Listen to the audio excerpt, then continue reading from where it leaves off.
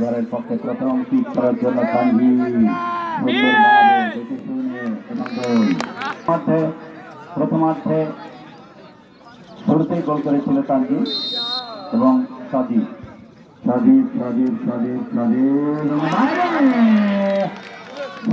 কিন্তু ব্যর্থ হলো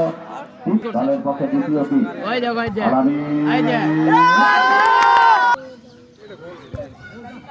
এবারে দুই থেকে এক গোল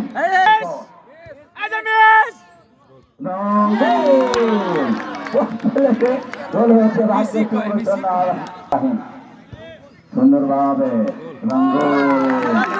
তিন থেকে দুই গোল তিন থেকে